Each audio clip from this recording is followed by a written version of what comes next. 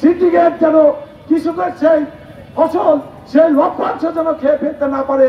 লুট লুট লুট চারদিকে লুট করেছে। এই লুটের যে উৎস ছিল সেটা ছাত্র বন্ধুরা বন্ধ করেছে। 1990 সালে আমরা স্বৈরাচারের সরকারের পতন ঘটিয়েছিলাম, নিজের জীবনকে হাতের মুঠোয় নিয়েছিলাম, পুলিশের বিরুদ্ধে সংগ্রাম করেছিলাম, কারণ আমরা স্বপ্ন দেখেছিলাম এরশাদের পতন হবে, একটি সুখী সমৃদ্ধশালী বাংলাদেশ হবে, সর্বদলীয় ছাত্র একটা গন্তব্য বাস্তবায়ন হবে, 3 জনের রূপরেখা বাস্তবায়ন হবে, রেডিও টেলিভিশন সাহিত্য শাসিত হবে, শ্রমিকদের গন্তব্য, কৃষকদের বাস্তব বাস্তবায়নের কথা ছিল। 90 সালে 91 সালে যে সরকার ক্ষমতায় আসলো আমাদের 3 জনের রূপরেখার কথা ভুলে গেল, কৃষকদের কথা ভুলে গেল। আমি কৃষক, আমার যে ভূমি অফিসের দুর্নীতি, এই দুর্নীতিও আমরা আশা করছি যে ভূমি অফিসের দুর্নীতিটা কমুক।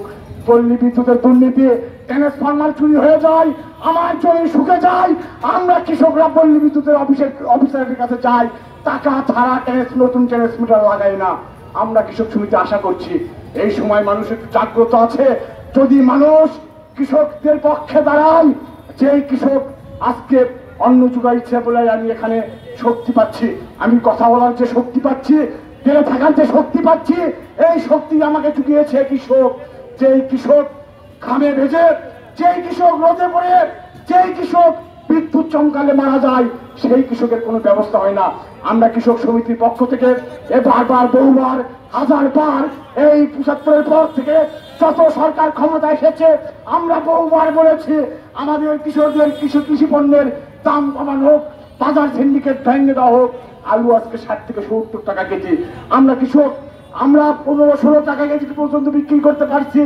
আর মধ্যস্বত্বভোগীরা যারা ব্যাংক থেকে লোন নেয়, যারা সরকারের দালালি করে, যারা সরকারের লোক, তারা ব্যাংক থেকে লোন নিয়ে আলু কিনে স্টোর করে বেশি দামে বিক্রি করে। আর দোষ হয় আমার কৃষকের, কৃষক তো ভালোই টাকা পাচ্ছে। সংগ্রামী বন্ধু আমার, আমাদের এই সরকারের কাছে তাই অনেক আশা, অনেক স্বপ্ন নিয়ে আমরা জনগণের কাছে দাঁড়িয়েছি। আমরা আগামী দিনে প্রত্যেকটা থানায় থানায় ওই যেখানে দুর্নীতি হবে, ভূমি অফিসের দুর্নীতি হবে, আমরা ভূমি অফিস ঘেরাও করব। আর ডিসি অফিসে দুর্নীতি হবে, ডিসি অফিসে ঘেরাও করব। আমাদের দাবিটা যদি আপনাদের পানের দাবি হয়ে থাকে, আমাদের দাবি যদি মনে করেন সঠিক দাবি, আমাদেরকে সাপোর্ট করা উচিত, আমাদের পাশে দাঁড়ানো উচিত, যাতে আমরা আরো সাহস পাই এবং এই যে একটা অব্যবস্থা 16 বছরের স্বৈরাচারের শাসনের যে সর্ব জায়গায় দলীয়করণ এবং ঘুষ দুর্নীতির যে অভয়ারণ্য, এই অভয়ারণ্য থেকে মুক্তি পাওয়ার একটাই এখন সুযোগ। আজকে বাংলাদেশের কৃষকের 12টা বাজিয়ে দিয়েছে। যে কৃষক বাংলাদেশের অর্থনীতিকে বাঁচিয়ে রেখেছে। এক সময় আমরা বলতাম আমাদের দেশে আখ চাষ হয়, পাট চাষ হয়। আপনারা দেখবেন আমাদের পাটের প্রধান মিল ছিল হচ্ছে আপনার আদমজি জুট মিল। সেই আদমজি জুট মিল 25,000 শ্রমিক কাজ করত। বন্ধুরা আমার, সেই আদমজি জুট মিল বন্ধ করে দিয়েছে। একটি বড় মিল বাংলাদেশে, যেটি আমাদের ব্রিটিশ, পাকিস্তান এবং বাংলাদেশ আমলে আমাদের এই পাট আমাদের প্রধান অর্থকরী ফসল ছিল। আমাদের সেই আদমজি বন্ধ করে দিয়ে আমাদের এই পাট শিল্পকে ধ্বংস করে দিয়ে কৃষকদেরকে শেষ করে দিয়েছে। আজকে সেই আদমজি মিল বন্ধ করে দিয়ে 25,000 কৃষক, আমাদের যে শ্রমিক, তাকে একটি দুঃসহ জীবনের দিকে ঠেলে দিয়েছে। প্রায় 5 লক্ষ মানুষের জীবন অন্ধকারে ঠেলে দিয়েছে। আমরা দেখবেন আখ চাষ হতো, এখন আখ চাষ খুব কম হয়। আমাদের দেশে এই বাংলাদেশের মানুষের জন্য প্রতি বছর 20 লক্ষ মেট্রিক টন আমাদের চিনি প্রয়োজন হয়। আর বাংলাদেশে প্রায় 16 থেকে 18টি চিনি কল ছিল। যে 18 থেকে 16টি চিনি কলের মধ্যে আমাদের 4 লক্ষ মেট্রিক টন উৎপাদন হতো।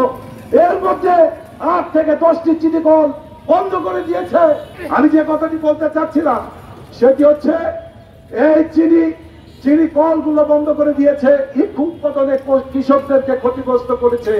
বন্ধুরা আমার, আজকে এই চিনি আমদানি করছে, যেখানে চিনি কল আরো আমাদের স্থাপন করা দরকার, চিনি উৎপাদন করা দরকার। ইক্ষু আমাদের যেটাকে আমরা কুষার বলি, সেই ইক্ষু চাষ করা দরকার। সেই ইক্ষু চাষ বিমুখতা করেছে কৃষককে আমাদের এই সরকার। আমরা আজকের এই অন্তর্বর্তী সরকারের কাছে আমরা আহ্বান জানাবো, অতি দ্রুত কৃষকের যে ন্যায্য যে দাবিগুলো রয়েছে তাদের সেচের পানির ব্যবস্থা করতে হবে, তাদের কৃষি কার্ড দিতে হবে, তাদের জমির যে হয়রানি আছে খাদ্যার সেই হয়রানি অপসারণ করতে হবে। উৎপাদিত পণ্য আলু, বেগুন, পেঁয়াজ, মরিচ তারা যে উৎপাদন করছে সেই উৎপাদনের যেন লভ্যাংশ মধ্যস্বত্বভোগী না পায়, সরাসরি তারা বাজারে যেন করতে পারে। সিন্ডিকেট যেন কৃষকের সেই ফসল সেই লভ্যাংশ যেন খেয়ে ফেলতে না পারে, এর জন্য একটা সমবায় ভিত্তিক বাজার ব্যবস্থা গড়ে তোলার জন্য কৃষক তার উৎপাদিত পণ্য সরাসরি যেন সেই সমবায় মার্কেটে দিয়ে আসতে পারে, সেখান থেকে আমরা ক্রেতাদের যেন কিনতে পারি এবং মধ্যস্বত্বভোগী এই বাংলাদেশের কৃষকের যে বাজার সেই বাজার সিন্ডিকেট সেখান থেকে বন্ধুরা আমার দূরীভূত হয়ে যায়, সেখান থেকে বিদায় নাই। অন্তর্বর্তীকালীন সরকারকে সেই ব্যবস্থাগুলো নেওয়ার জন্য আহ্বান জানাচ্ছি। যে এই দেশের জনগণ, এই দেশের মানুষ, কৃষক যারা দেশকে বাঁচিয়ে রেখেছে তাদের দিকে তার কোনো ভ্রুক্ষেপ ছিল না। যে আমার শক্তি কোথায়? আমার শক্তি হচ্ছে ওই ব্যবসায়ী সিন্ডিকেট, সালমান এফ রহমান সহ ওই সব কতিপয় ব্যবসায়ী সিন্ডিকেট হলো তার শক্তি। লুট লুট লুচার দিকে লুট করেছে, এই লুটের যে উৎসব ছিল সেটা ছাত্র বন্ধুরা বন্ধ করেছে। মানুষ কিভাবে রাস্তায় নেমেছিল। এইরকম কৃষকের অধিকার আদায় করতে গেলে আমাদের কৃষক সমাজকে এই রাস্তায় নামতে হবে, রাস্তায় নামতে হবে। যা পার্শ্ববর্তী ভারতে মোদীকে দেখিয়ে দিয়েছিল ভারতের কৃষকেরা, যার পরিণাম মোদীজি একে ধরা সেই তাই হয়ে আছে, যে কোনো মুহূর্তে উনি পড়ে যাবেন। এটাই হল বাস্তবতা। কৃষকের